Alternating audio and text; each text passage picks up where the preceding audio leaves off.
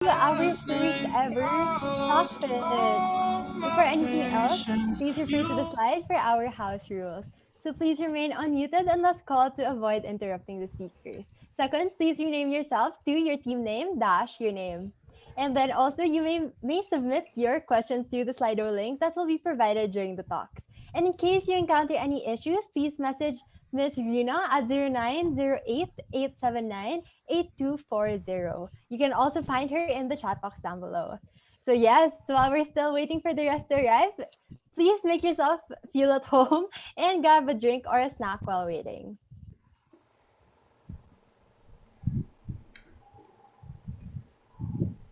All right, so thank you guys again.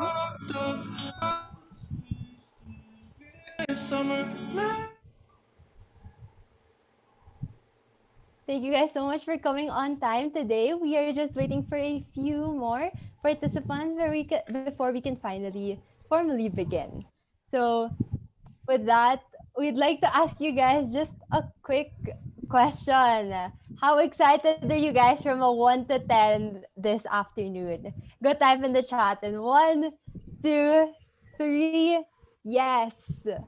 Yes, okay. We see a 10 there in the chat. Oh, we see an 11. I see you guys. I see.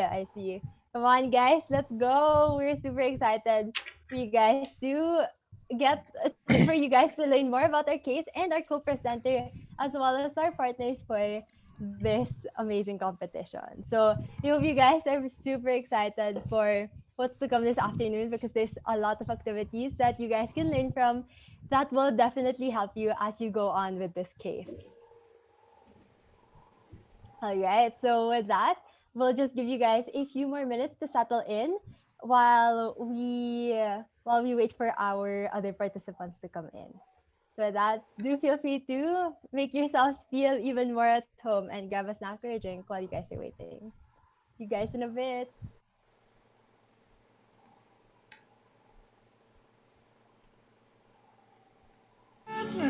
I can't get no more, no more. Fuck the rules.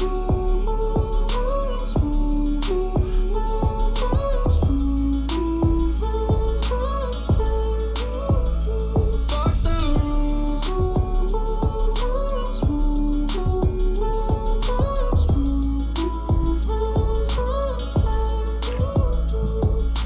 Make it make sense. I can't hide a hot in the black tent.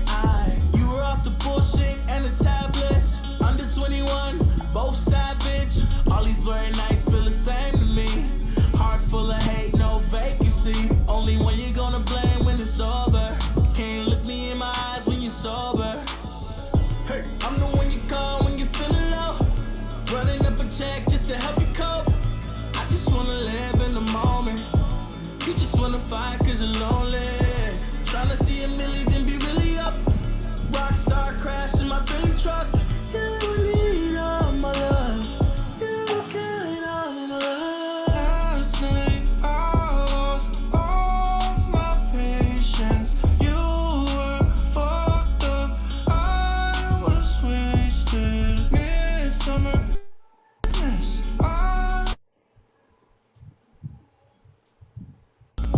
No more. Fuck the rules.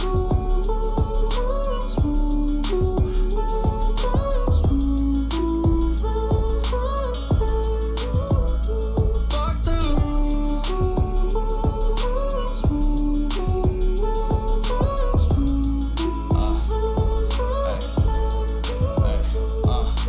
Been a minute since I heard you wanna stay as friends. I learned from my mistakes, you made me wanna learn again. I don't really see the problem, it's a risk I wanna take. You still let's see where it goes, but I don't really wanna wait. Ay. Look and listen up, you been smiling when we fuck. Let's not even think about it, we ain't gotta talk a lot. We get hotter than the summer, I'm still with you when it's not. Put the slow jams on, I wanna see you make it pop. Ay. Moving all around the bed like we just toss and turn. Ay. Playing with the fire, I don't care if I get burned. Ay. I'ma treat you good, know you been waiting for your turn. Ay. Nothing in the universe feel better than your tongue. Ay. About to go home, I know you finna come with.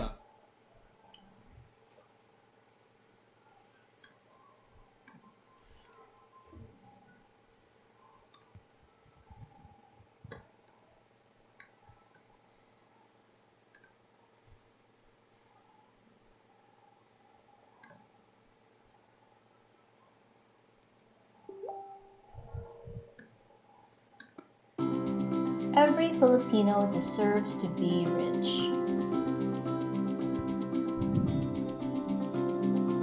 It's why we teach, reaching hundreds of thousands of Filipinos globally.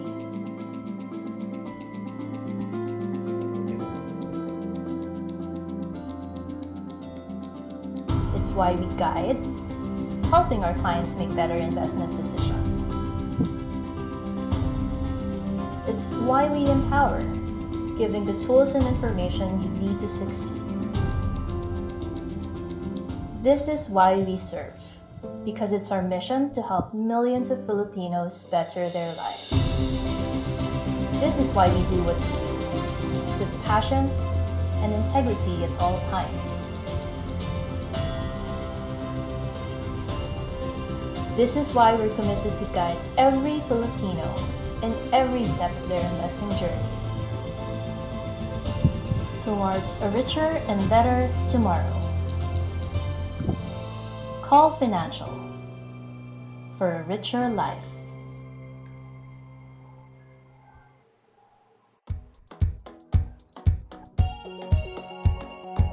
Hey guys, I'm Sophia Po and I just want to introduce this brand called Fix, where I got this wireless charger which would be so helpful for when I need to charge ASAP. You can find brand new and authentic Apple products from iPhones, MacBooks, iPads, and even accessories at a lower price only at Fix.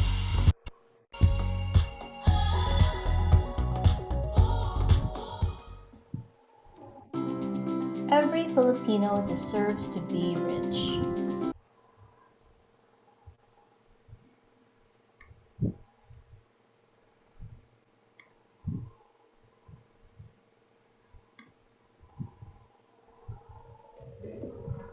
All right, so welcome again, participants. As this is JFEL's first ever Stockfish, we have so many things in store for you this afternoon. We hope you guys are very excited because I personally am really looking forward to learning amazing things from our speaker this afternoon. So why don't you guys share also your excitement by sending in what you guys are looking most forward to this afternoon in the chat box. So yes, guys, what are you guys looking forward to the most? Is it the case brief? Is it learning about our different partners? Maybe it's the ads, guys. Maybe you guys are really excited about learning more about our partners indeed. All right, so some of our participants have chatted. So learning more about ESG, definitely. I too am really excited for that. All right, so another person said learning how to evaluate companies. Yes, I think that's super important, especially as our competition is about stocks and stock pitching. All right, so with that, guys, thank you guys so much for sharing your thoughts. I also am very definitely excited for everything that's to come this afternoon. I really can't, I can barely wait. And so, with that, why not? Let's get things started already. So, everybody, just to give you guys a brief background on what our competition is going to be all about, Stock Pitch is JFL's premier stock pitching competition. With the rising importance of renewable energy, sustainability, and social impact, this case competition will revolve around ESG, the environmental, social, and corporate governance. Laden companies to promote ethical, responsible, and impactful investing. So Stockfish seeks to equip the youth with fundamental company valuation and analysis skill sets. Through Stockfish, you guys will be able to have the opportunity to hone your skills with real life application while learning more about ESG. Yeah, that's super exciting, guys. I super am really looking forward to today's program. So this project sure is value adding and relevant. Not only will we be able to learn more about investing, but also learn how to do it ethically, fostering ESG to benefit not only us but society as a whole. And of course, this great opportunity wouldn't have been possible without our sponsors. The stock pitch is co-presented by Call Financial and in partnership with ASEAN Youth Organization, CommunePix, Luna and OMI, Accounting Enrichment Society, and JPIA, Ateneo de Davao University.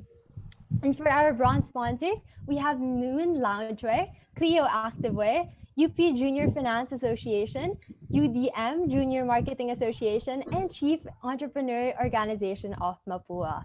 And so now, amazing, with all of those aside, without further ado, let me introduce our co-presenter, Call Financial.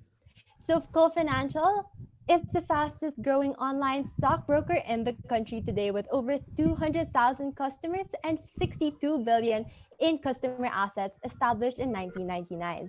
Call being the number one online stockbroker in the Philippines prides itself in making investing in the stock market for everyone by sharing its knowledge and market expertise through its user-friendly online trading platform. That is definitely a lot, and we're super honored to have Call Financial as our co-presenter for this competition. It really is an honor to have such a great company like Call with us here today to help teach everyone more about responsible investing and stock pitching. And to jumpstart this, let's all welcome our very first speaker from Call Financial, Miss Sheena Lorenzo, who will be introducing to us ESG this afternoon. Ms. Sheena is a graduate of PS Business Administration of the University of the Philippines, Diliman. She is currently an executive assistant to the chairman of Call Financial Group. And so, with that, let us all give a warm virtual round of applause to Miss Sheena Lorenzo. So, hello, Miss Sheena. Welcome. And thank you so much for coming. Hello, hello. Hello. So I'll just screen share. All Got it. right. Okay.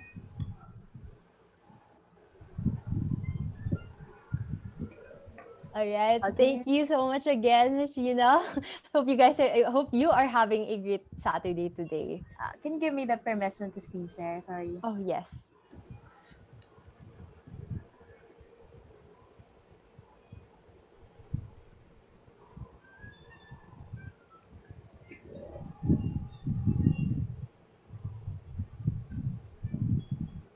All right. Um, Core, would you guys be able to Yeah. Can you help us? help out?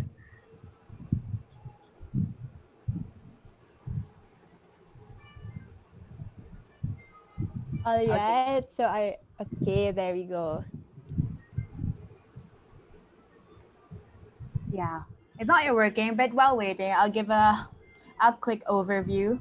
So I'm gonna discuss about ESG investing because if you'll notice in school, there's really not much yet about ESG investing. It's not really in our textbooks yet, but it's a really growing trend all over the world. So this is very important. I'm really happy that JFEL really incorporated ESG into this competition because, well, they say this is a third world country and then ESG is not that important. But then in the future, 5 to 10 years from now, it's one of the biggest trends talaga.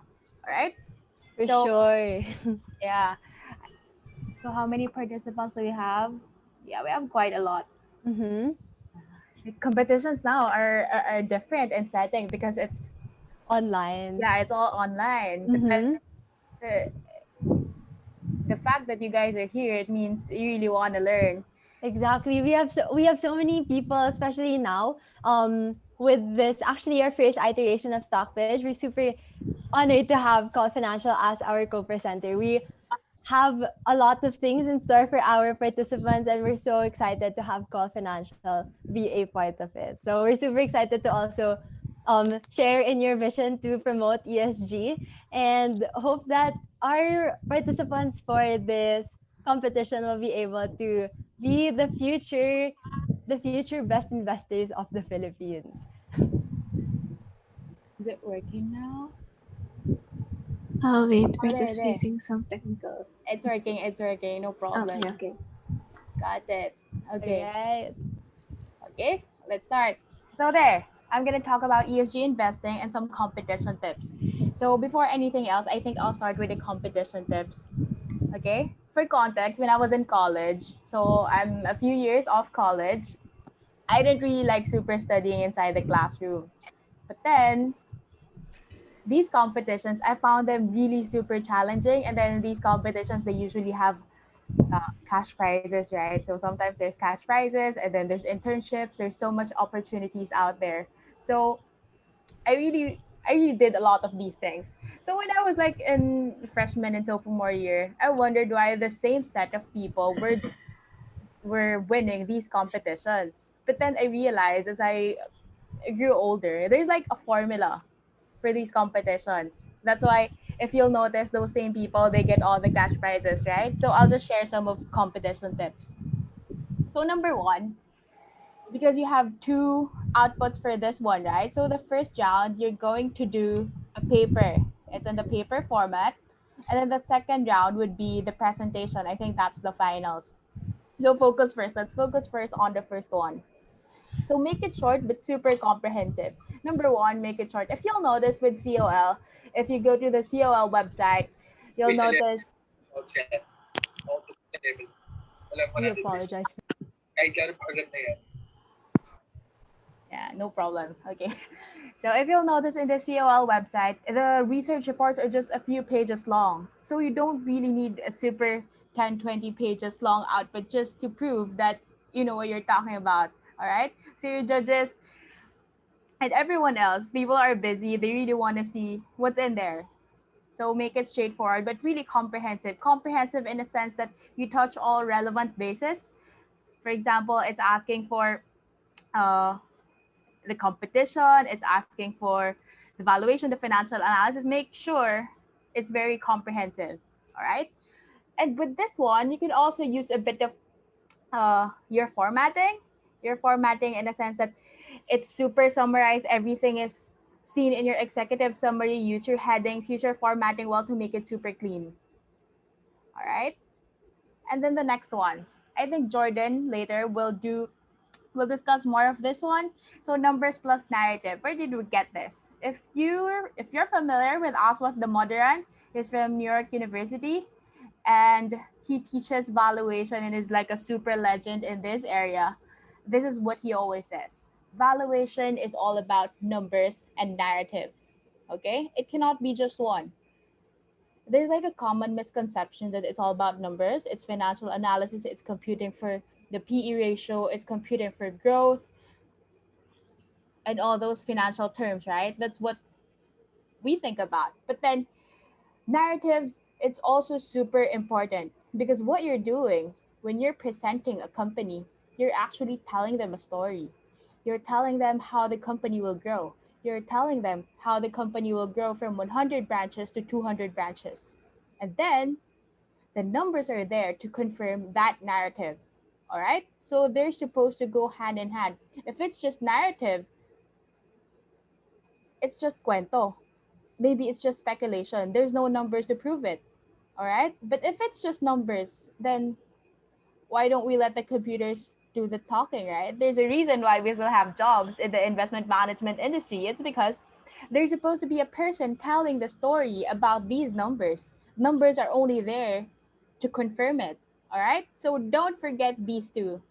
Okay? Okay, let's proceed to the next one. The third one is do not deviate from the criteria. I think the organizers will be providing the scoring criteria later.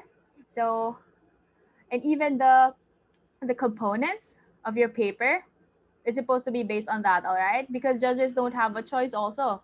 They have to fill in those boxes. For example, you did super overboard on your competition on your competitive industry landscape part, but then you didn't do anything about ESG.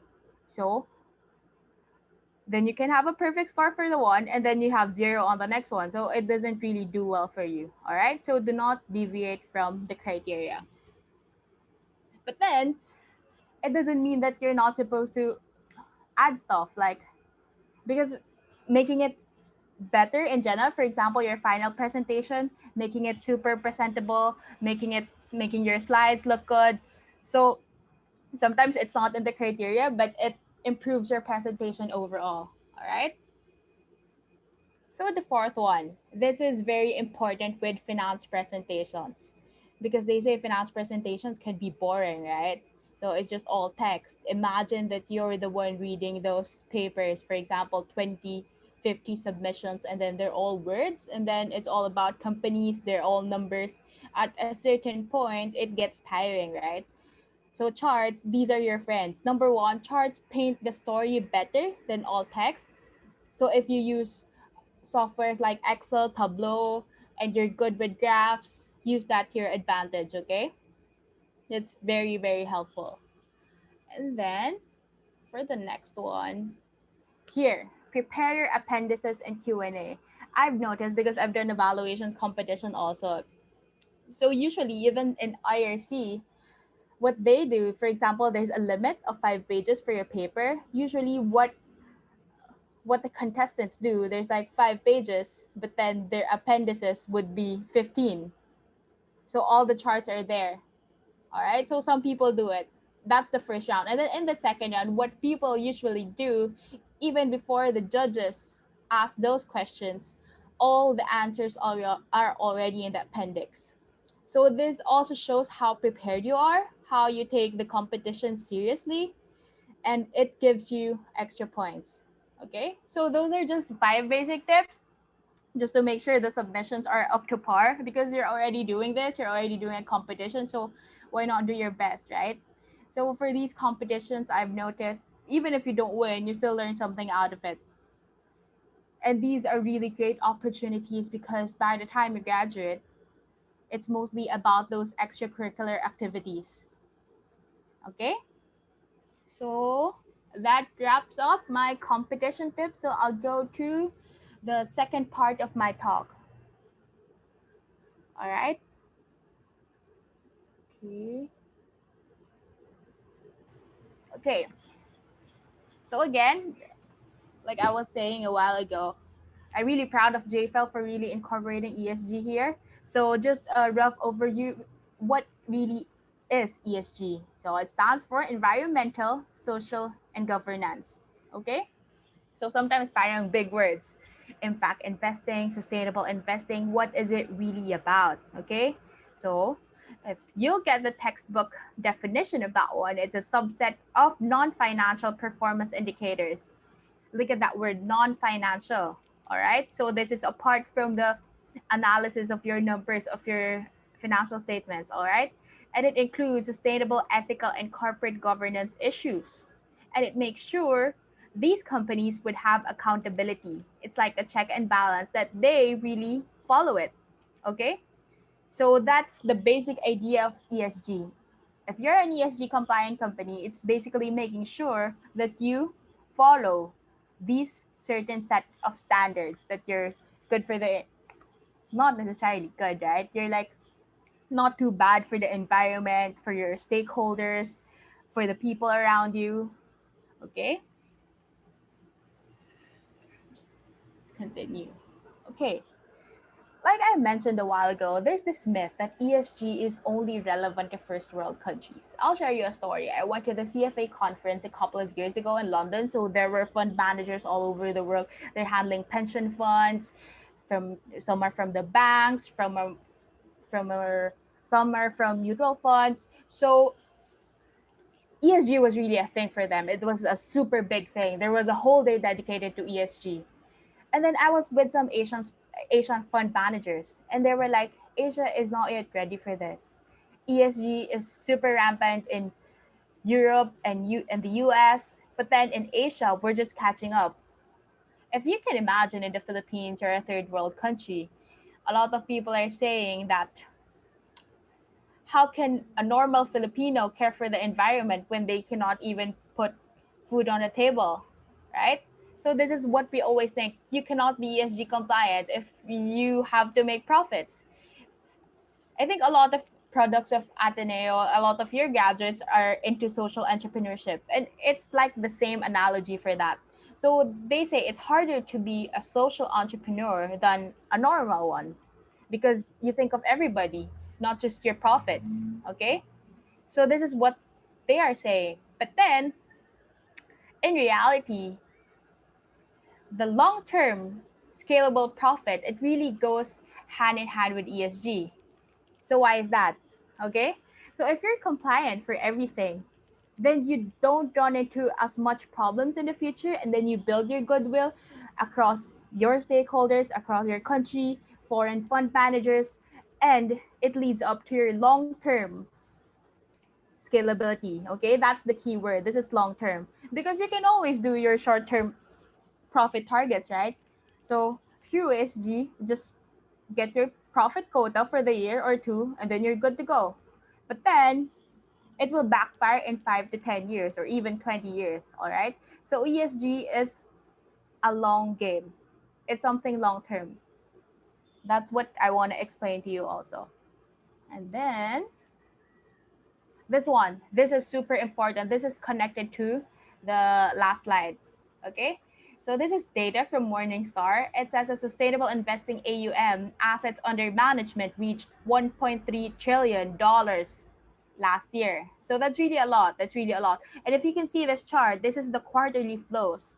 So the trend, it's really there. It's becoming exponential, especially for the past couple of years. I remember this. There was this one time I was with another company, a Philippine listed company, but I was in investor relations. Investor relations, what they do is uh, they talk to investors and tell them about the company, give them a tour, what really the company is all about. And then I remember this fund manager. He was super specific on ESG. He really checks. I think he was Norwegian. So European funds and even American funds, they're super specific on ESG.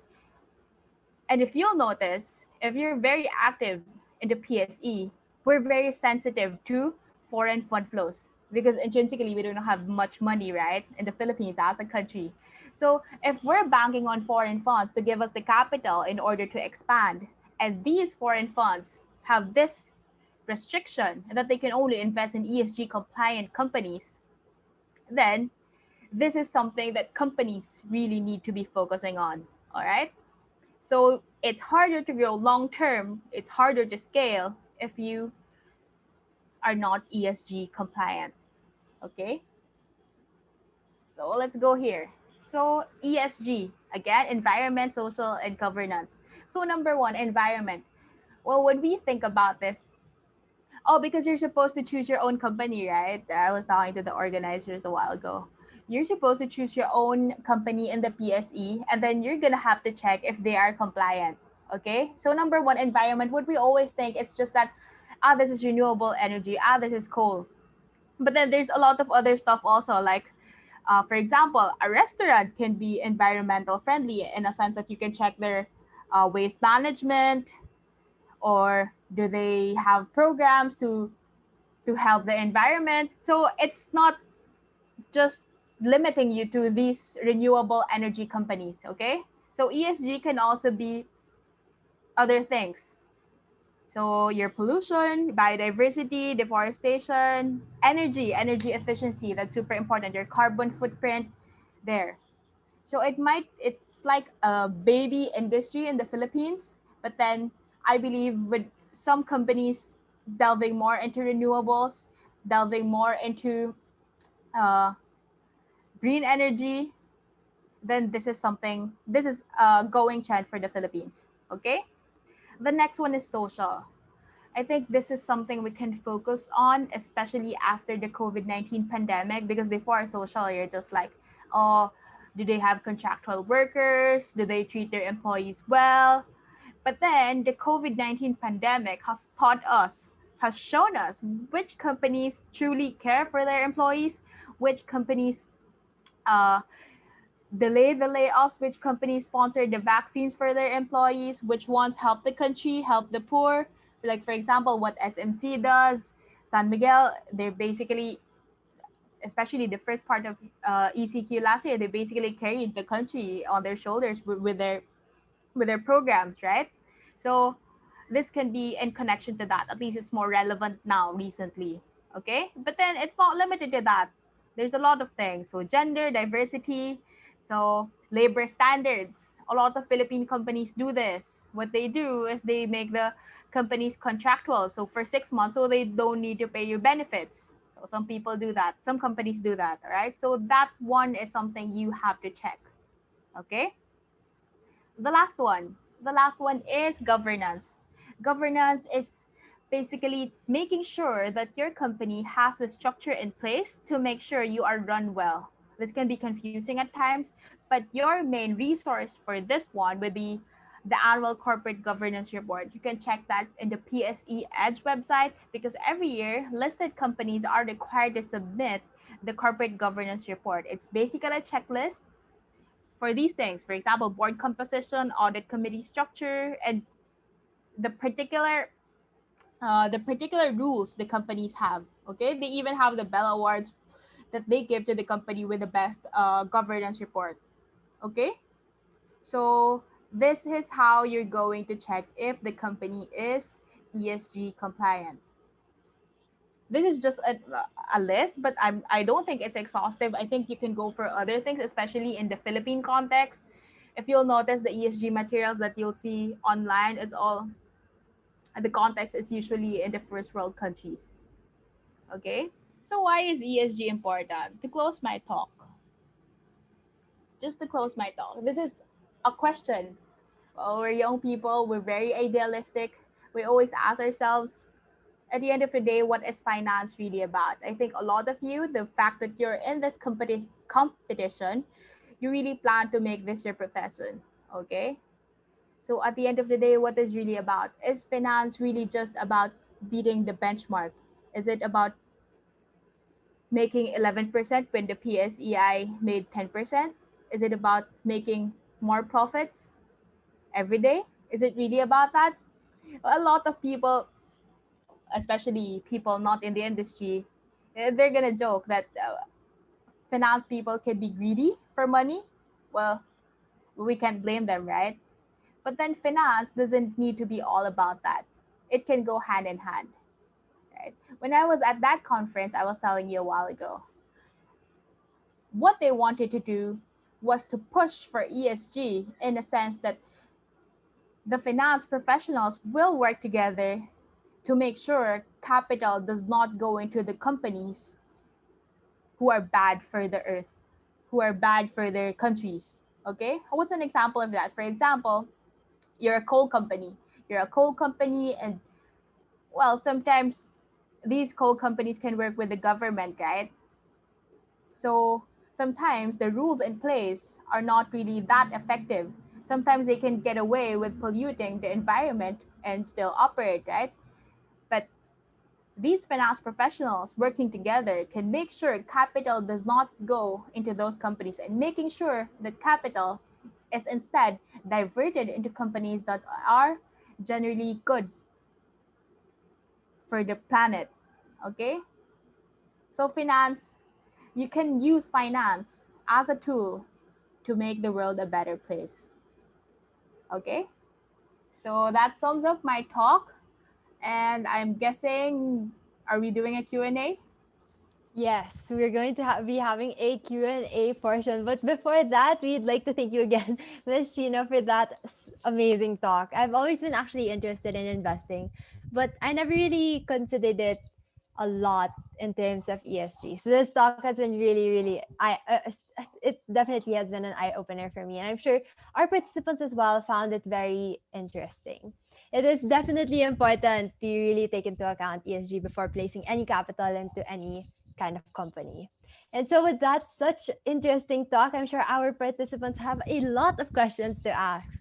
So, again, please feel free to send in your questions to the Slido link shown on the screen right now. You guys can scan the QR code or type in the link into your browser. All right, so this is also going to be sent in the chat box so you guys can have an easier reference. All right. All right, and so for our first question,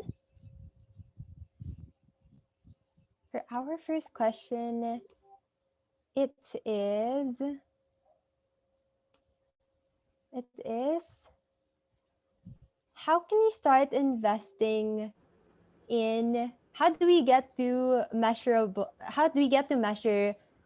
companies ESG? I think this is delved into your talk, but if you have anything else to add, do feel free, Miss Sheena. Okay. So also the thing with ESG is that the metrics, you can check about ESG online, but the metrics aren't uniform in a sense that, for example, environmental. what are we supposed to do? Are we supposed to measure the carbon footprint? That's something we can do, right? But then apart from that, it's also harder in the Philippine context because we're not as strict regarding that.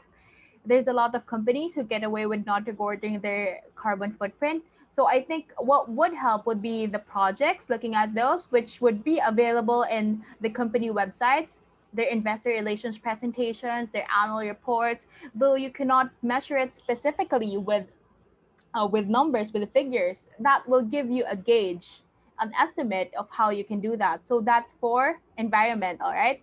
For social, this is the same case as environmental. It's not something, it doesn't have a checklist, sorry to say. But then you can measure it that way also using their projects. It is the last part, the corporate governance that you can measure using the checklist from the annual corporate governance report. Okay, so that's how you dissect those three. Thank you so much for that. And so for our next question, can you give us examples of companies who practice ESG? Hmm. Okay, so for example, environmental. There's this company, ASEN, AC Energy. They're one of the biggest with renewables in the country. They're really pushing for it. It's one of the few because we have a lot of mining companies, right? But then it's ASEN. Maybe you can consider that as your stock of choice because their industry, their business itself is really in line with ESG. All right. So with that, on to our next question. What are some of Cole Financial's initiatives towards ESG? Mm. I think COL, this is a very good example. Like I was saying a while ago, that you don't have to be a renewable energy company to be ESG compliant, right? For example, a company like SMC, they were able to give a big social impact in the country when they're a food company. Okay, so for COL Financial, like true to our brand, we like teaching. So our tagline is every Filipino deserves to be rich, which is, if you'll notice, across brokers, it's COL Financial that's super focused on the masses. Of course, other brokers, or I mean, it makes sense for a company, right, to target higher net worth individuals. But at COL, that we're okay with having 1,000 peso minimum for your account opening, right? So other people might not consider that, but for COL, it's really the advocacy to educate more people so that little by little we're increasing the investing population in the Philippines. Okay. All right. Thank you so much for that. And on to our next question. It is, how can a company still be profitable while practicing ESG? Mm. Okay. So what I said a while ago, it's basically, well, if you'll see, it's easier to be profitable if you're not following ESG in the short term. But in the long term, building your goodwill, building your access to capital. So it comes back to you after that. Okay, so in the short term, I won't argue with you. It's really harder to be profitable, but then in the long run, that's where the ESG impact comes in. All right. Thank you so much for that. Okay, we're on to our last two questions. Our second to the last question is: are we allowed to pick stocks from global market or PSE only? Oh, I think I this think this is for the competition. the So organizers. Mhm. definitely. I think with that, our last question is: what kind of companies would usually be in line with ESG? Mm. So this is the same as like the first question, like an example of an ESG compliant Mm-hmm. company. So like I Yeah. mentioned, your ASEN, your SMC, and you can even check which companies already announced that they're sponsoring vaccines for their companies. So something like that. So even other groups of companies, like for example, Ayala, they're known to be strict on their corporate governance. They're It's not something written on paper, but in the Philippine context, the business world is pretty small, so you kind of know who's clean and who's not very clean, right? So you can also check on that. Like the people behind the company. Are they a known smuggler, a known, I don't know. So maybe you can check on the people also. All right. And so with that, we would like to officially close our Q&A portion for our first session.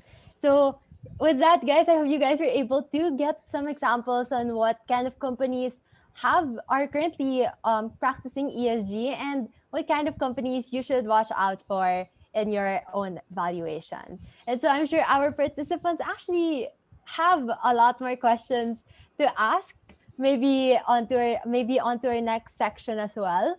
But that is unfortunately our last one for this session. So before we'd like to proceed, we'd like to thank our speaker, Miss Sheena, once again for your time and the wisdom that you shared with us today. And so now we would like to call on our project managers to the virtual floor to present the certificate of appreciation to Miss Sheena Lorenzo. Hi, Miss Sheena. So, as you know, I'm Jess. So, we're presenting to you the Certificate of Appreciation for sharing your insights on ESG, investing, and competition tips for Stockbridge 2021. Okay, thank you. I know you. I think we're from the same high school. Really? Are you a Girl Scout? Sorry, nagchika. Before, yes. Yeah. Thank you. All right, so thank you once again, Rashina. If it was possible, can we please have a photo up with you? All right, so I'll count down. I'll count down. All right, so 1, 2, 3. All right, so thank you again so much, Miss Sheena. And now, may we ask everybody to turn on their cameras for a quick picture with Miss Sheena. So, everybody, please do turn on your cameras. We can all take a photo to commemorate this part of our session for today. I'll just give you guys a quick 10 seconds maybe to open your cameras if you guys can, so that we can all see your beautiful and handsome faces. All right. So we see a lot of people turning on their cameras. All right. All right. Okay. So we currently have two slides. So I will be taking a photo of both. So everyone just keep holding your smiles as we don't know where you guys currently are. All right. So with that, everybody smile. And 1, 2, 3. And next slide. All right. 1, 2, 3. All right. So everybody, thank you so much for that. Okay. So now we would like to move on to the second part of our session for today. We would like to introduce our second speaker. Let us welcome Mr. Jordan Chan for our second talk. Mr. Chan is a graduate of BS Management Engineering of the Ateneo de Manila University, major batch 2020. Currently, he's an investment analyst under Cloud Art Venture Group, who works who works closely under the chairman of Cole Financial, Mr. Edward Lee, and helping push his advocacy of financial literacy for every Filipino. So without further ado, let us all welcome Mr. Chan with a big round of virtual applause. All right, so hello, Mr. Chan. Hello, hello. Um, so I'll share screen. Yes, yes, yes. Welcome, welcome. Um,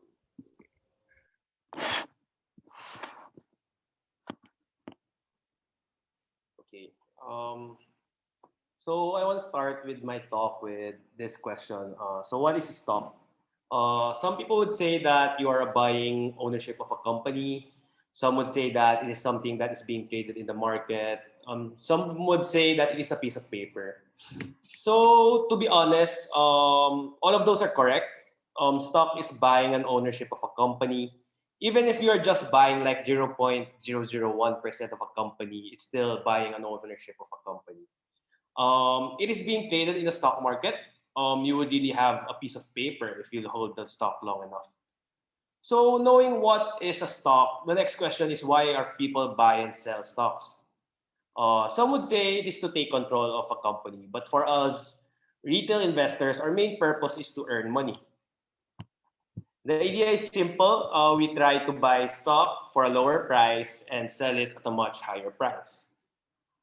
So what pushes the of a stock to move? Simple, supply and demand.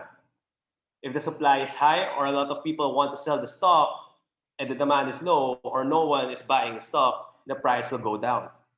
And vice versa to push the price back up. But there comes the next question. Which stock do we pick among the thousands of publicly listed companies? Here comes what we call fundamental analysis. Fundamental analysis is basically studying the company itself. First, we look at the narrative of the company. So we look at its products, like what is it selling. It can be a product or a service like a software. We also look at the business model of the company. How are they being operated? How do they generate money? Are they being efficient, well-rounded? Then we look at the potential of the product. Are they growing or they are already starting to decline? Are they expected to grow 10% for the next fiscal year or 50%? Then what is it? What is the competitive advantage of the company against its competitors? Uh, are they cheaper? Are their products cheaper? Or do they offer some edge over their competitors? For the narrative, we normally use Porter's five forces to somewhat grade the company's narrative and see in what position are they in. When we talk about stocks, as what Sheena said a while ago, people normally think about it's all about numbers. But so far, I never talked about numbers yet. And to be honest, personally, I find that statement only half true. Because for me, numbers are just a supplement for your narrative. It just supports the thesis you are trying to sell yourself. Since we're investing using our own money, um, you're trying to sell yourself to invest on some stocks that you're trying or researching on. So the thesis may be a projection for the future, like expected revenue growth or current state of the company. But without being backed by numbers, yun nga, as Sheena said, everything is just like cuento, speculations. So they go hand in hand, but numbers also alone are just numbers without anything. So they really should go hand in hand. So before going into all those analysis, we need to first look at the company's or corporate life cycle to know what kind of expectation we set for that company. It does not make sense to expect for a startup company to make more than mature growth. So we don't expect that what Sheena said a while ago, like ASEN, a startup young growth company to earn more than SM or Ayala Corp. Um, so as we can see, more stable companies have the most revenues, but is expected to grow slower and might start to decline if they don't start finding new products to sell. And a startup would have the most potential, but investing in it might give a higher risk since it's mostly at the speculation part where numbers are not yet following up and they might stay there for a longer time. So now let's talk about quarters five. First, we look at the competitive rivalry. This look at the number and strength of the company's competitors. For example, Jollibee. There are a lot of other competitors out there like McDo, KFC. So it's not if you're gonna grade it like low, medium, or high, it may have a high competitive rivalry. The next force we'll talk about is supplier power. This is determined by how easy it is for the company supplier to increase their price. Is the switching cost from transferring to another supplier is high? Imagine Jollibee's chicken supplier or potato supplier. Since that industry is also crowded, it will be hard for their supplier to just randomly increase their price. Next, we look at buyer's power. Here you ask yourself if it is easy for the buyer to drive the company's prices down. So the number of buyers will be crucial here. Imagine only having one big time customer. Then that customer technically has a strong power over the company. So in the perspective of Jollibee, if you suddenly go to the cashier, walk in front and say, Ate, pwede 50 pesos ko na lang bilhin yung one-piece chicken. I think the cashier will just tell you, it's either you can buy another product that is worth 50 pesos or you may just leave the restaurant. This is because there are other millions of other Filipinos who eat in Jollibee. So the next is threat of substitution. Um, this talks about how hard it is to find a replacement for the company's product. So for context, you want to eat, but not specifically Jollibee. You're just hungry. Doesn't mean that you need to go to Jollibee and eat chicken. You can go to any restaurant since your main purpose is just to eat. So lastly, the threat of new entry. It is how easy to enter the industry of that company is in. A more vivid example will be the airline industry. It needs a very large amount of capital to start an airline company. Thus, it will heavily benefit people who are already in it. So, after talking about the narrative part, I will talk about how we look at the numbers. Financial statement analysis has two types. First, horizontal, and the next is vertical. For vertical analysis, we only look at the financial statements within one fiscal period. It may be 1 quarter or 1 year. So it depends on the financial statement you're looking at. But as long as it is just within 1 year, it's called vertical analysis. So here we talk about margins and ratios. In horizontal analysis, we compare the things we have this fiscal period compared to the previous fiscal periods. So historical data. So we look at growth mostly here.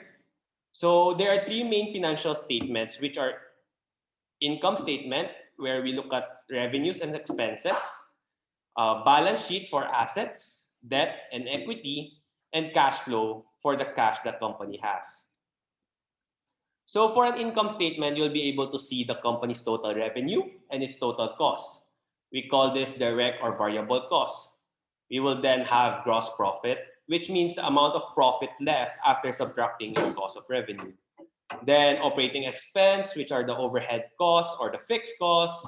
Then after subtracting all costs, you would know how much the company earned or lost for that particular fiscal period. So after knowing those, we'll look at growth rates. We can compare the current numbers to the numbers in the previous fiscal period, as what I said before. The formula here is dividing your current over your previous minus 1. So here we can see that this company is starting to decline in 2019 from 2018. Knowing why will be the key, because there are many reasons why a company would decline. First, the company may be declining, but his competitors is um, increasing revenues and growth. Then that will be a very big exclamation point for you, and you should know why the company is having a problem, or the whole industry was affected for some specific reason, and your company actually declined the least. Then that's something might be something like a special case scenario, and it's something good because you're way better than the other competitors. So yeah, that's what growth rate decline, growth rate look. And now for the next, we look at CAGRs. Growth from the previous slide only talks about numbers between two fiscal periods. What about when you have multiple fiscal periods? We call it compound annual growth rate or CAGR. The formula will be ending value over beginning value raised to 1 over the number of years minus 1. So for example, here, let's say something randomly increased from 21 to 73 in 5 years, thus resulting to that formula. So what does 28.3% mean? It just basically means that for those 5 years, on average, it has increased 28.3% year per year. So 21 reached 73 in 5 years. So now let's talk about margins. The formula is just simple for margins. For gross profit margins, it's gross profit over revenues. Operating profit margins is operating income over revenues. And net margins is net income over revenues. But what does margins actually mean?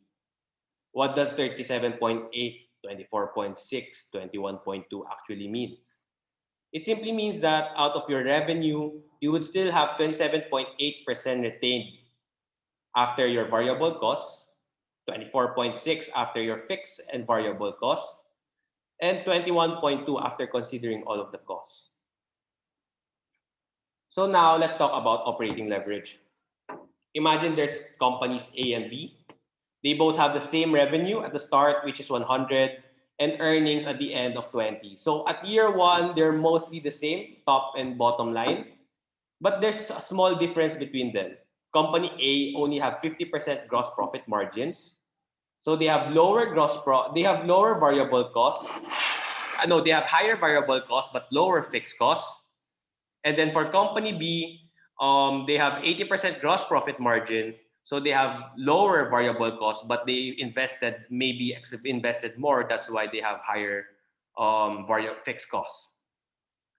So they're up since it's fixed cost, it will be stable every year. And then since it's variable cost, it will be mostly based on percentage. As you can see at year 5, the difference between the two becomes very significant. This shows that having a higher gross profit margin will give you a higher profitability when you are growing. Since things do not always, so are you saying that investing more in fixed costs and trying to lower your variable cost is always better? The answer is no, since things do not always go the way you want it to go.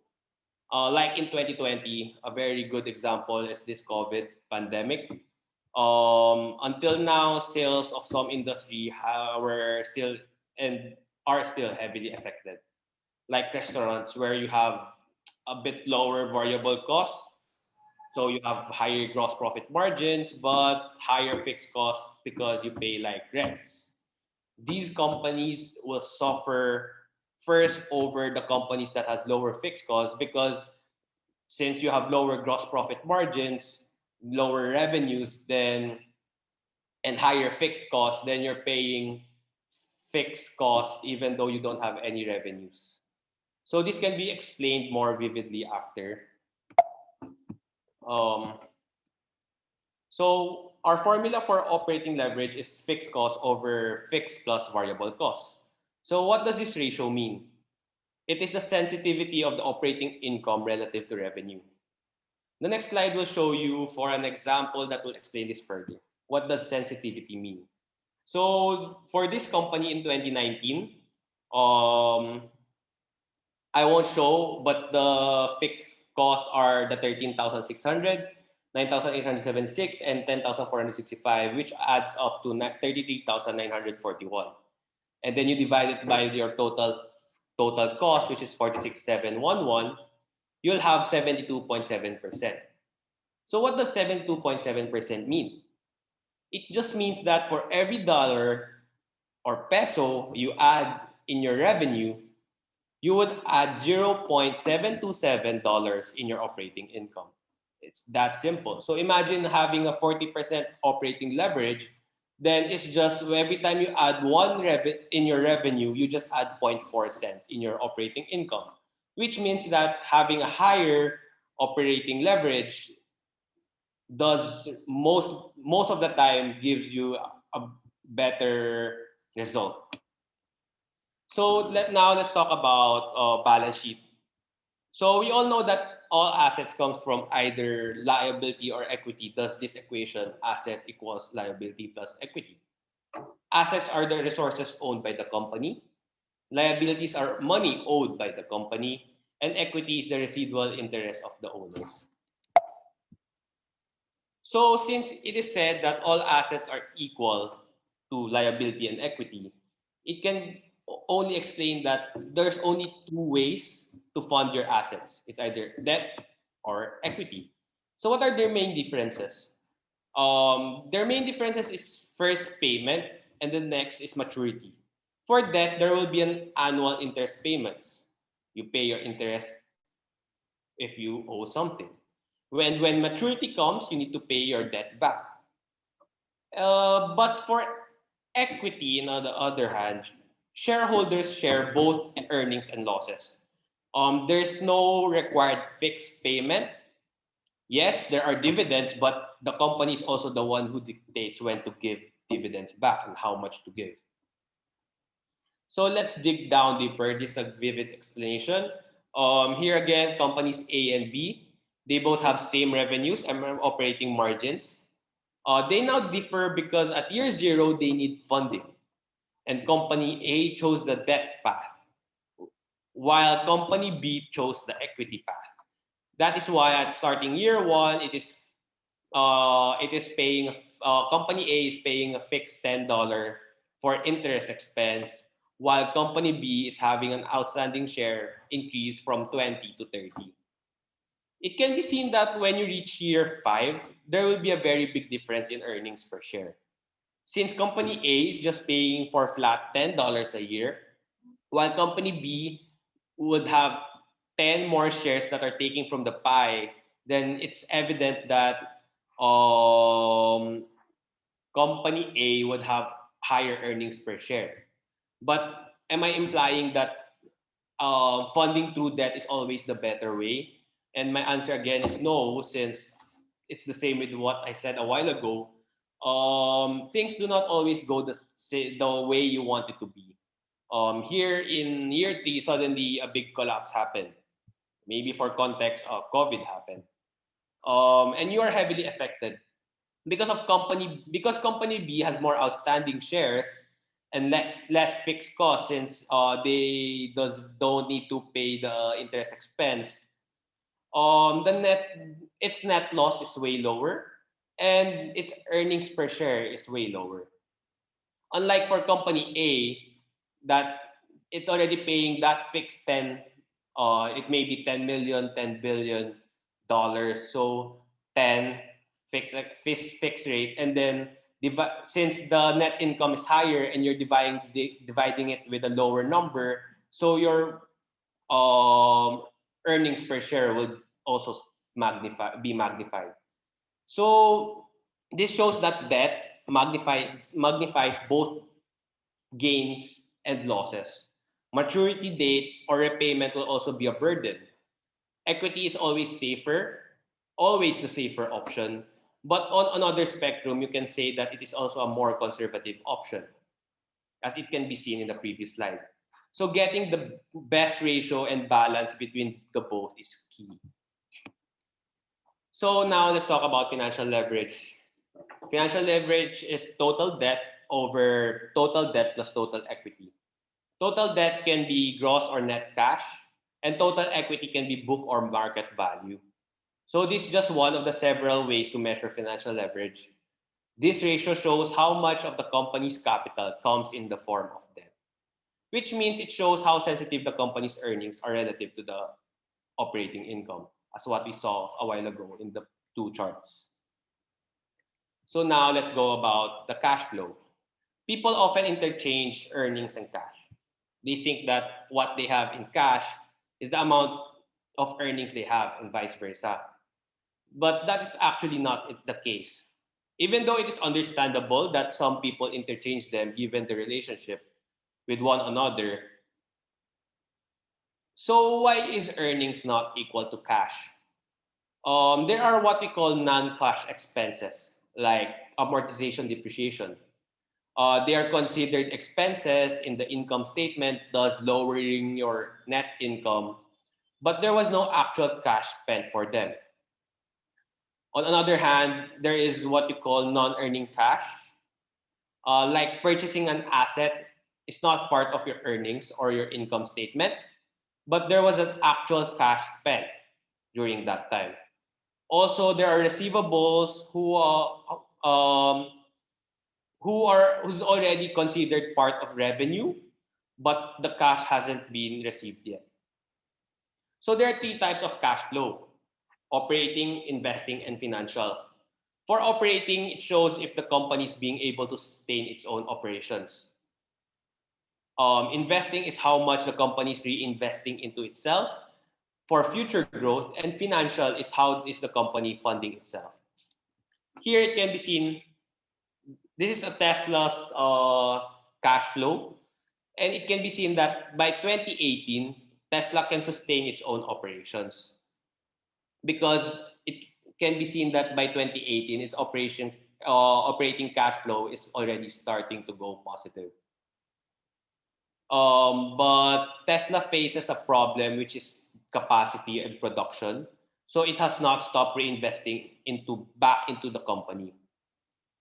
And it can be seen that the net income of Tesla last year has already started to go positive, which is why reinvesting back to the company is also crucial.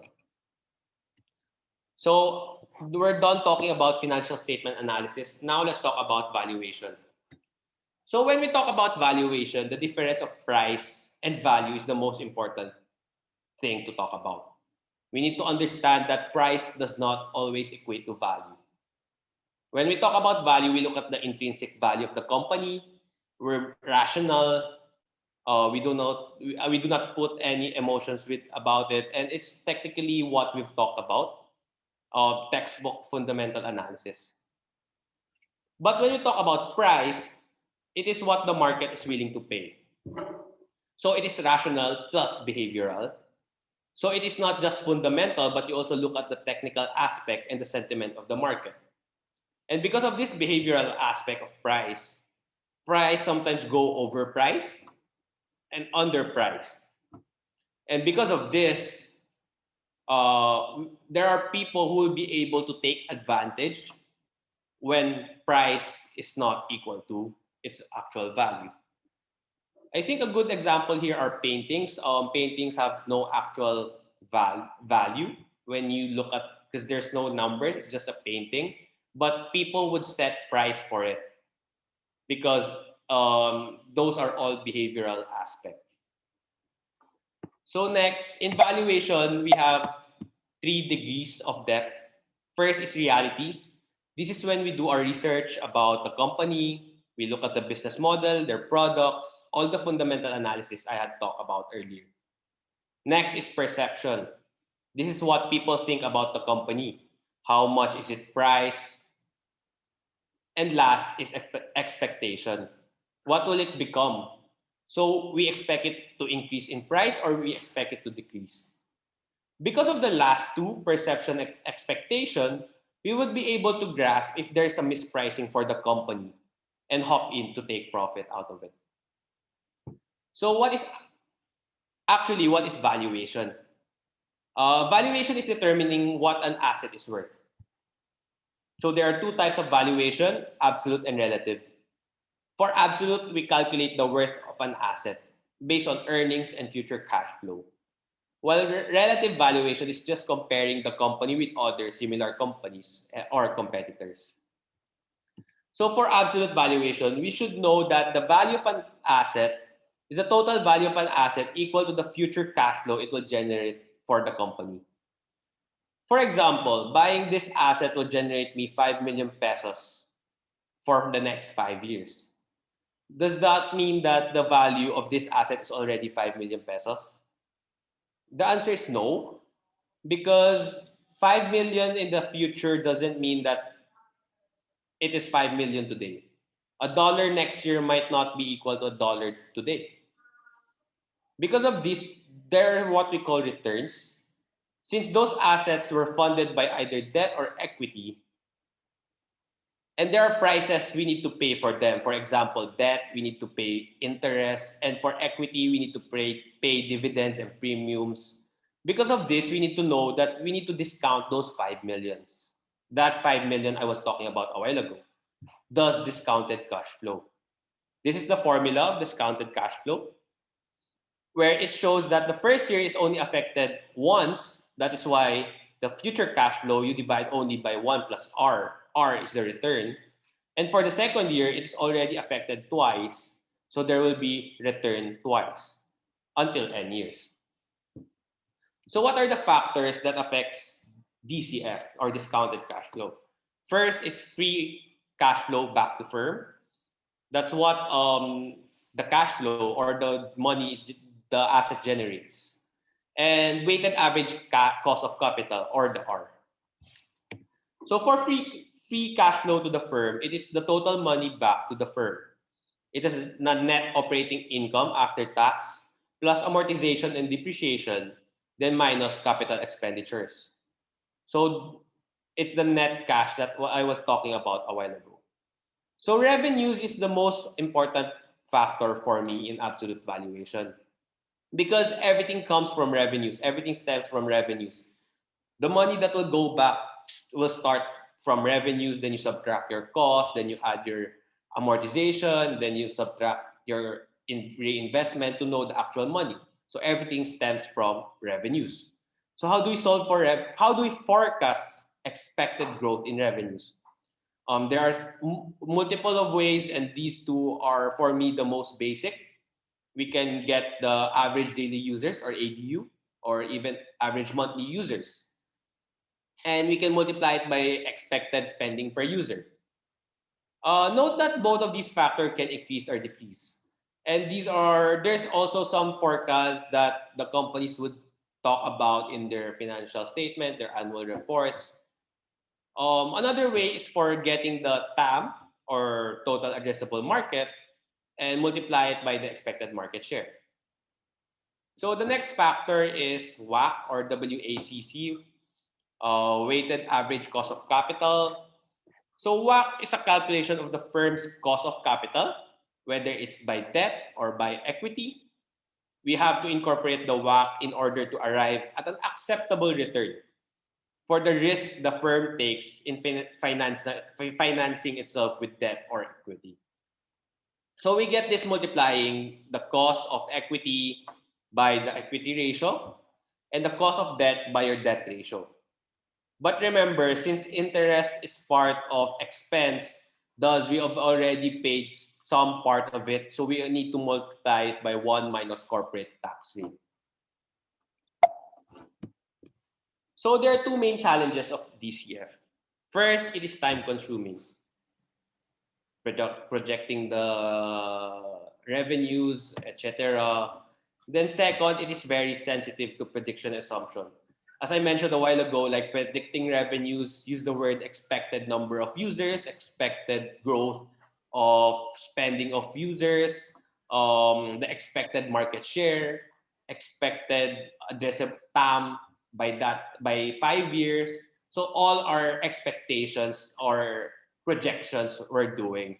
So it's very sensitive to assumptions. So now we talk about relative valuation. Relative valuation is comparing the company with other similar companies or competitors. It is a faster way to see the worth of a company, thus solving the problem of absolute valuation of being time consuming. Since it uses multiples and actual data, it also solves the other problem of absolute valuation. But relative valuation also has its own challenges. First, which company do we compare our company to? And second, we're assuming that the market is efficient, which is price equals value. So with relative valuation, we deal with ratio as what I said a while ago. These are two most basic ones that we normally use to evaluate a company. The most standard is PE ratio or price to earnings ratio. We will be able to get this by dividing the total market cap by the net income. The problem here is that there are a lot of growth companies who do not have any positive income yet. Thus, using PE ratio is useless or meaningless. So we use price to sales ratio for those kinds of companies. It is simply total market cap divided by total revenues. So here it can be seen that Snapchat has a market cap of $84.7 billion, which has a revenues in 2021 of 3.54 billion. But its net income is only 0.3 billion. And actually in 2020 is still going negative. So using price to earnings ratio or PE ratio will not be meaningful because a very low number will just balloon to the ratio up. Or since dividing any number by a very small number makes it very big, thus to using price to earnings ratio is inappropriate. That's why we use price to sales. Price to sales ratio would be way more appropriate here. So we need to understand this multiple. What does 23.9 price to sales ratio mean for Snapchat? Without comparing it with anything, it does not have much of a meaning. There's a meaning, but okay, so what does 23.9 times say? Nothing. We can compare it to Snap's peers though, industry average or historical average. It can be seen that Pinterest has 25.9 times PS ratio. Its sectoral average is 14.8 and its 3-year average is 13.5. So are we saying that Snapchat is expensive? We can only say that it is more expensive than its average than the average sector industry. But why does a company become more expensive and some trades at a very cheap price? So we need to know um, which quadrant does your company fall into. Is it strong growth with low risk? We call them leaders. Is it weak growth or high risk? We call them laggards. Naturally, leaders will be traded in the very way more expensive price, thus having a higher ratio compared to laggards. So does it will make no sense if you try to compare a company that is a leader to a laggard. But does that mean that you need to buy laggards? Because it's always trading at a cheaper price? The answer is no, because we need to know what laggards mean. Laggards are they have inferior growth or lower profitability. They have weak competitive advantage, inconsistent growth compared to leaders who have favorable industry, strong competitive edge, high growth and profitability. At the end of the day, people are most likely to be efficient. So it is expensive for a reason and it is cheap for a reason. So researching about the company is very important. So next, as I said a while ago, things do not always go the way you want it to be. Not all stocks we buy goes up. So there are risks in all investment we do. And the factors are government policies, competition, and the company itself. For the intrinsic, the company might have an internal problem, thus resulting in failing to give deadlines, etc. And in government policies, for example, recently the US government announced that they will look heavily into crypto for money laundering, thus resulting for a recent fall of crypto. And for competition, your rival might suddenly have an advancement in their research and development that makes their product way more superior than your company. So we won't know because these are all in the future. So these are the risks that you need to look into. So I want to end my talk.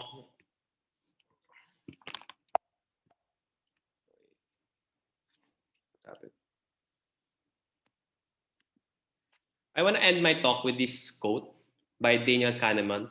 He said that no one ever made a decision because of a number. They need a story. Thank you. Wow, definitely that last quote definitely got me right there. And so thank you again, Mr. Chan. I never really thought doing a company analysis was so interesting. Looking into and understanding a company is definitely important when it comes to wise and ethical investing. And so I'm sure our participants also have a lot of interesting questions. And so now we would like to proceed to our Q&A session for our second part of of our program. So once again, please feel free to send in your questions to the Slido link shown on the screen and also sent in the chat box. All right, okay. So for our first question, it is, do you recommend any learning material for us to reference when coming up with the income statement? Uh, Learning materials. To be honest, for income statement, it's more basic in a way that you can compare growth numbers, and like it's straightforward. You don't need to like predict anything because you look at income statement is about the previous or historical data. Everything's already there. Materials think you can you can research naman eh. To be honest, I j- I listened in class. There's accounting classes in Ateneo. They've taught about income statement, gross profit margins. Those that were taught in class, and it's straightforward. As I said a while ago, like those margins growth, for sure, 50% growth is better than 10% growth. Those are like your materials you need to study. But research online, there's a lot of people who talk about it. Yeah. All right, thank you so much for that. On to our next question. It is, how do we choose companies to compare to? Oh, so as I said a while ago, you choose first. It's important that they're in the same industry. So like then you need to classify them if they are laggards or leaders or they're already mature. So there's no point in comparing like um mm, let me think of a company. There's no point in comparing like SM and Cebupac. One One's in the on the one is a conglomerate. Let's talk about their retail SMPH Prime Holdings, and then the others are the airline industry. First, you need to compare both in the somewhat similar industry. So you choose companies that are similar. You compare like um, FB, Facebook, and then there's like Google, Amazon, at Microsoft.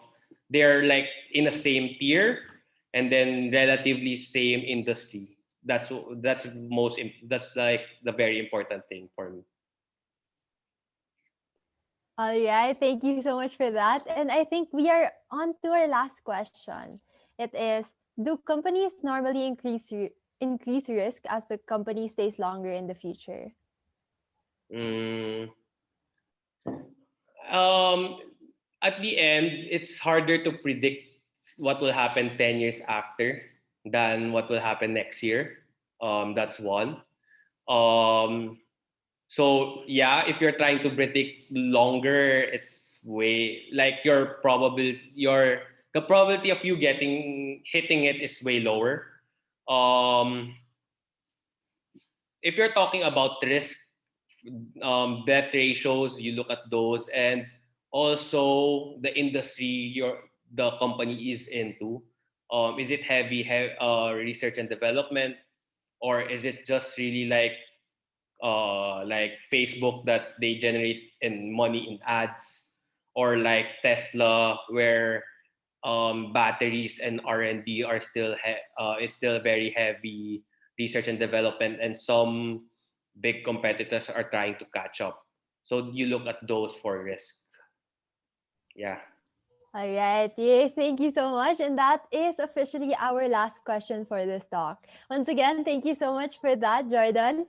That was such an amazing talk. I'm sure our participants found it very value adding and learned a lot from today's talks. And so we'd like to thank our speaker, Mr. Shan, once again for the time and wisdom he shared with us today. And we'd like to call on our project manager to the floor to present the certificate of appreciation to Mr. Jordan Tan Chan. Hi, sir. So, we're presenting the certificate of appreciation to you. Thank you so much for sharing your insights on stock analysis and valuation, for Stockbridge 2021.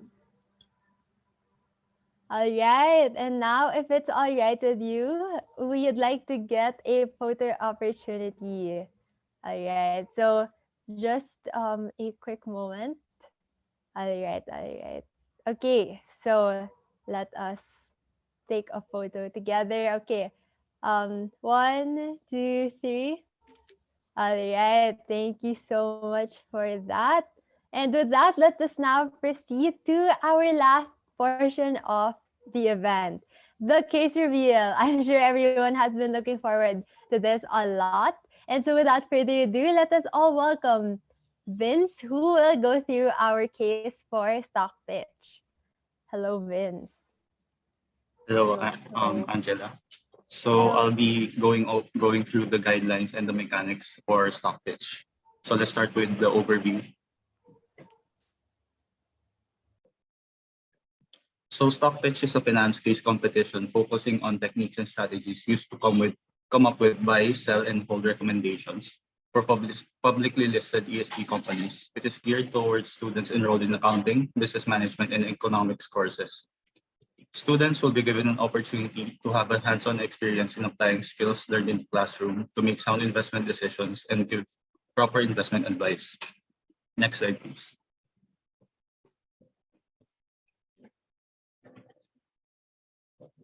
So there will be two rounds for our competition. It's the main round and the final round. In the main round, teams will do an in-depth report of a company and its ESG aspects. So it's more of a report rather than an essay, and you will be tasked to analyze the company background, the business model, industry analysis, competitive positioning, and ESG analysis. You could also look up to Cole's research reports for guides, and we'll also be specifying that it's a 3-year look back period and a 3-year forecast period for the forecast, considering the pandemic situation. And based on the first round, or the main round, I should say, Cole will pick the top 5 who will proceed to the final round, where quantitative analysis will be used. And for the final round, we will also be requiring an additional presentation that you would present to a panel of judges. It is in the final round that you will issue buy, sell, or hold recommendations. And the deadline for the final round is still prone to changes, which we will update ahead of time. Next slide, please.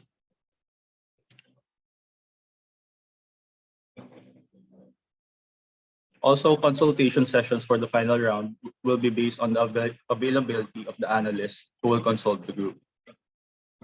So here's our competition timeline. There's a quick typo for May 25. That's supposed to be the announcement of winners. So our case reveal will be on April 24, and the first submission will be on May 3, 2021.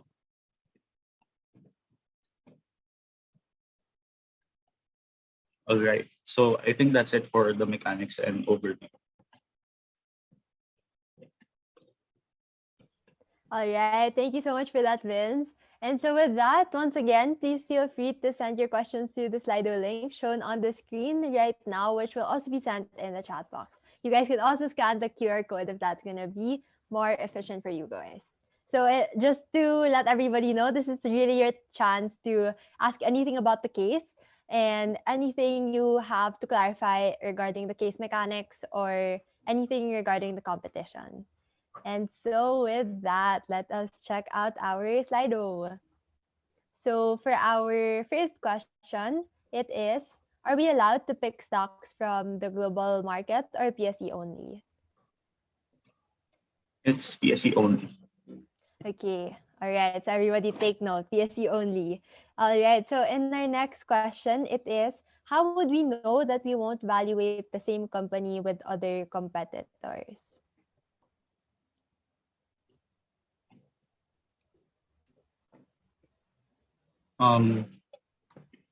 So the group would reserve the company beforehand. So the team would also know that the company is already taken. All right. Okay. Would you like to add anything, Joyce? Wait, actually, uh, participants are allowed to evaluate the same companies because the criteria will look at naman not the uniqueness of the company, but how you actually evaluate it. Sorry, my bad. All It's okay. It's right. okay. Okay. So our next question it is: are you posting the presentation in the Facebook group? Um, Wait, by presentation, this presentation, or I believe so. I think the PowerPoint maybe. we will be posting the case along with the recording for today's event in the Facebook All right. participants group. Okay. Okay. Thank you. Thank you guys for that. All right. I think that is mostly all that we have for the case brief. I'll give you guys like 10 more seconds if you guys have any more pahabol questions so that we can ask it to Vince or Joyce. All right. Okay. Okay. Let's see. Let's see. If anyone wants to habol anything, you guys want to ask anything for our project managers? Okay, there we have one question. The question is, will there be more webinars? So far, this today will be the webinar lang for stock pitch, but finalists will have the opportunity to have consultations with mentors from Call Financial. All right, okay. If you guys have any more, if you guys don't have any more questions, maybe we can go ahead on to our closing remarks. Okay, and that's it for our questions for today. Again, thank you so much, Mr. Chan and Vince. And for the participants, should you guys have any more questions, please do feel free to email us your questions. And once again, we would like to thank our sponsors for making this event possible. Stockpitch is co-presented by Call Financial and in partnership with ASEAN Youth Organization, CommunePix, Luna and Omi, Accounting Enrichment Society, and JPIA, Ateneo de Davao University. For our bronze sponsors, we have Noon Loungewear, Clio Activewear, UP Junior Finance Association, UDM Junior Marketing Association, and Chief Entrepreneurs Organization of Mapua. All right. Okay. And on to an exciting part. Here are some vouchers for everybody today. All right. So everybody kindly screenshot this page so that you guys can redeem using the codes when you guys are purchasing from these stores. All right. So super glad you guys are all here today because this is definitely a great opportunity if you guys are looking towards any kind of new things to buy. All right. Okay. So just give you guys a few more seconds to screenshot this page and use the codes that we have. All right. Okay. I think everyone was able to screenshot that. And that is it for today, everybody. Thank you. Hopefully, you guys were able to clear up some questions or confusions that you guys had maybe about the case. Should you guys have any further questions, again, please do not hesitate to email us at jfelstockpitch2021@gmail.com.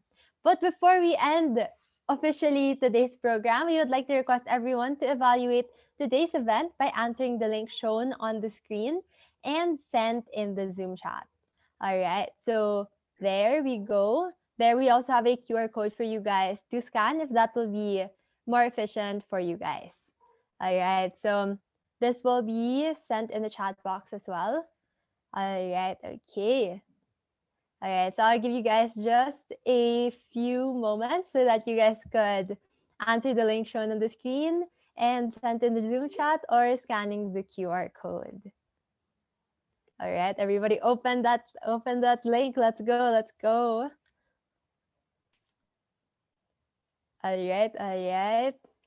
Okay, everybody, if you guys don't get to finish it right before this, do feel free to answer it right after this session has ended. All right. So with that, again, thank you so much, everyone. Once again, I am Angela Key, the key to your heart na mahilig mag-add to cart from 1BSME. And I would like to thank you guys for joining us this afternoon, and we hope that you guys have a great day ahead. All right. So thank you guys so much for coming. We hope you guys had a great lunch, and we hope you guys have a great day moving forward. All right. So hope you guys are really excited for the case that we are going to be embarking on this journey on. All right. All right. So thank you, everyone. Thank you. Thank you. Thank you so much, guys. Thank you po.